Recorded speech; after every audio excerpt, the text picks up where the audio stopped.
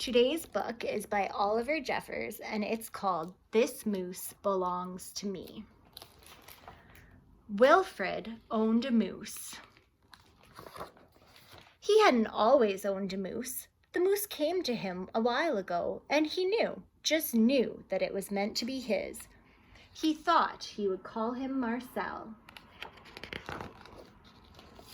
He began following Marcel, explaining the rules of how to be a good pet.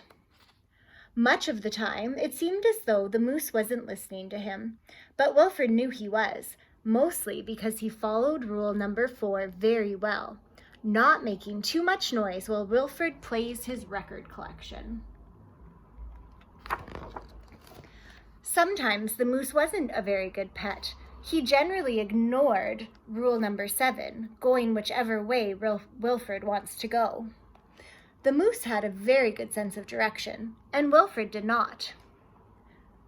And because the moose was particularly poor on Rule 7, subsection B, maintaining a certain proximity to home, Wilfred quickly learned to bring some string along on their outings so he could find his way home again. Sometimes the moose was an excellent pet. He had no trouble with rule number 11, providing shelter from the rain, or rule 16, knocking things down that are out of Wilfred's reach. One day, as Wilfred discussed their plans for the coming year on a particularly long walk, he made a terrible discovery. Someone else thought they owned the moose. She says, "Rodrigo, you're back." Wilfred was dumbstruck.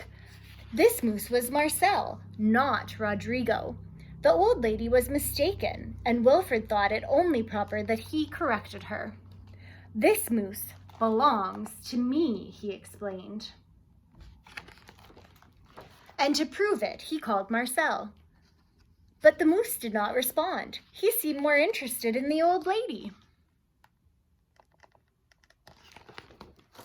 Embarrassed and enraged, Wilfred rushed off for home.